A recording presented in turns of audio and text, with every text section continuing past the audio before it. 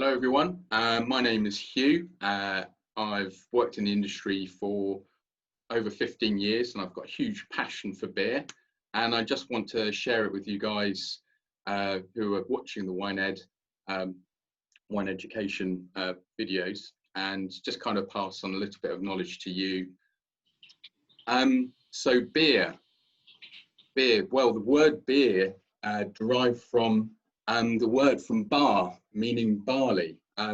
It's an old Anglo-Saxon word, so hence why all beer pretty much has barley. Beer has been around for quite some time. During the Babylonians, so 2300 BC, they actually, there was water that infected some bread, and they thought it was the goddess of had produced this, Ninkasi. They prayed to Ninkasi. She was the goddess of beer back in Babylonian times. Other beer developments in the monks in the 9th century. This is the introduction of hops, using them to preserve the beer. Then further into the future, there was the German purity law in 1516 that allowed 4 main ingredients to go in beer. I'll get to that a bit later. Then in England, basically the beer moved from brewsters, female brewers, to brewers, male brewers. So actually in the past it was also female brewers. And then when it became a business, Ralph Harwood found a short fermentation maturation process in 1730 in Shoreditch. And it was the rise of the porter, a type of beer for the market porters of London. Moving further on, Pilsner Urquell, the first beer to produce pale beer by changing the fuel that they used to malt the barley. This is a wonderful creation, created very pale styles of beer and very popular lager styles of beer. And also Louis Pasteur, the fermentation theory in 1858 was a unique discovery in finding that instead of, they thought, was little monsters creating alcohol by eating the sugar, they actually found that it was a type of fungus that was actually creating this wonderful alcohol. And then you've got other things that have affected beer as well as people. World War I, Prohibition in the United States, World War II, these are all 20th century things which affected the price of beer, price of malt, and the way we drink beer today. And now the new movement, craft beer movement, started in 1982. This was by Anchor Steam Brewery in the US, and then passed on to the UK in 2008, after again, many money kind of factors and the downturn of the UK and the world in recession. So you've got 4 main ingredients. The one key ingredient, water. This is very important. So you can have hard water and soft water. I'll describe those types a bit later. But 96% of the beer is water. So that's a huge amount, huge part. Then next one is barley or malted barley. So you get different styles of barley and malted barley. So barley is the raw form. So this is before or even after it's been harvested. Malted barley is when it's been germinated. So they put water in it, steep it in water, it grows for 3 days, then they dry it in a kiln. So that's when they crack and get the sugars out. That's malted barley. So this is lager malt, so a very pale style. Then we've got roasted barley, and this is a very dark one, so it's done slightly differently. And then you've got one called crystal malt as well, and this produces slightly darker beers in between the two which I mentioned before. Then other key ingredients, the last 2, hops. So this is a leaf hop, otherwise known as green gold, grown predominantly in the US. And these produce the flavors and aromas of the beer and also add bitterness. So there's kind of 3 different types of hop. But more effectively are pellets. These are 80% more efficient, and these are used predominantly in big breweries and small microbreweries, just because you get more of the hop flavour coming through with that. And probably the key ingredient of it all is yeast.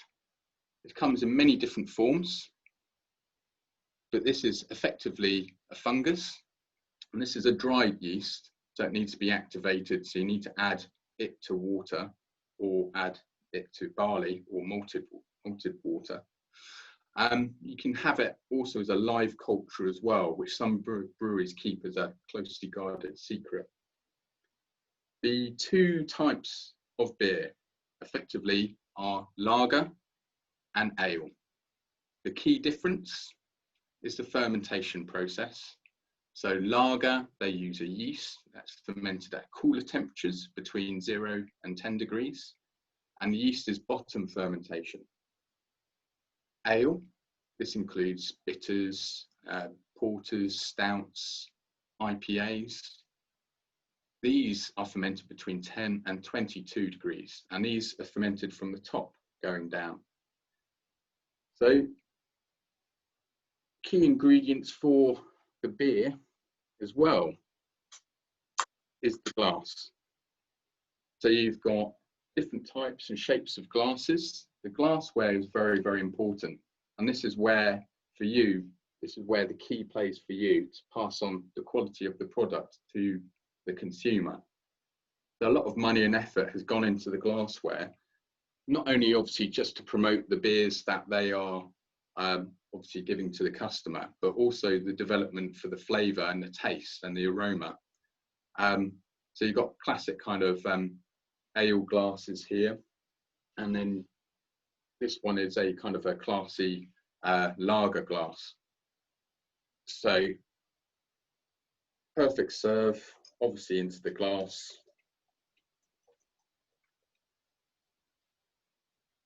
For this demonstration, I've got 8 Trills pills.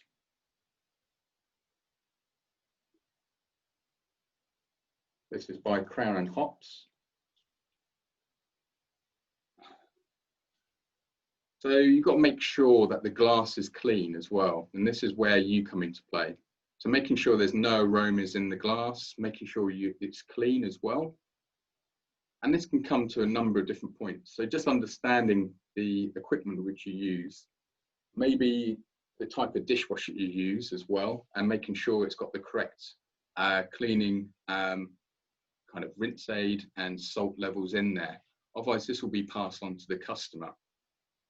Also, making sure, obviously, the head retention is good, which it is in this glass, like I've cleaned it. I think you've got to keep your eye out on like kind of infringements and cuts in the glass. Also, drying out the glass or cleaning the glass with water just beforehand is always quite helpful. Hopefully, you've got sophisticated dishwashers, which are specifically for glassware only.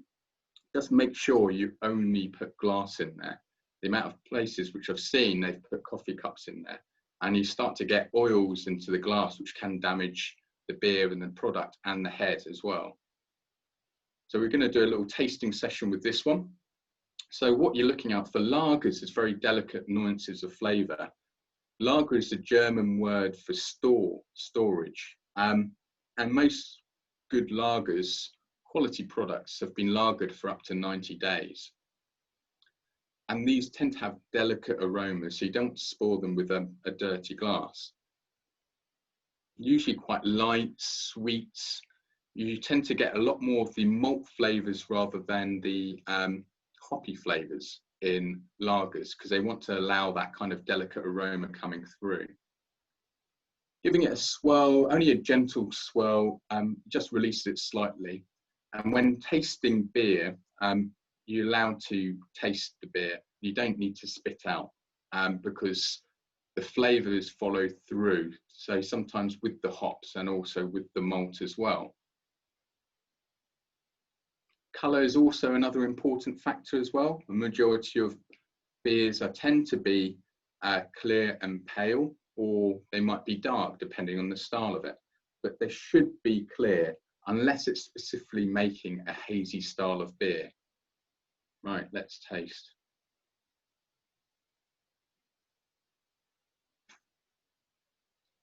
No need to slurp with the beer. Take a nice mouthful as well. Kind of enjoy the flavours. So the shape of the glass should be able to enhance the flavours as you drink it. Superb. Correct temperature as well is always key. And also making sure the lines are cleaned once a week. That should be up to the bar manager or whoever is in charge of the place. But clean lines produce great quality beer as well. Should be done on a set day when the beers run low, or maybe on a set day that you've got someone coming in early, and you've got many different chemicals to actually use to clean the beer lines, but keeping clean beer lines is also very important. So that is lager. So then we've got the ale. So for this one, I've got the Vermont Sessions Brewdog with Northern Punk. This is an IPA. So an IPA is Indian Pale Ale. It's an old style of beer that was produced by the British and then sent over to India. But then they didn't realise that the beer was live. So by the time it got to India, rather than being 4% odd, it got to 6%. So hence why most IPAs typically are stronger. This one is a cloudy beer, hence by the colour. Serving in correct beer glass as well for the beer. And again, with ales, typically, rather than lagers, they tend to have more hoppy aromas. So again, you tend to looking for what style of beer. IPAs typically are very high hopped. So this would be kind of, this style is quite fruity. It's kind of quite, I'd say exotic fruits on this one. A little bit of citrus as well, a little bit of orange and mango. And you've got a lovely fizzle of the head as well, and a good head retention on this, again with proper clear beer glass as well.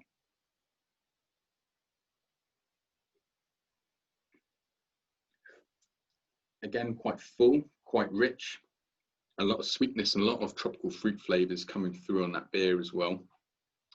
So that is an IPA style of glass. And I think the important thing for people in the trade is that you're all ambassadors of all the products that you serve behind the bar.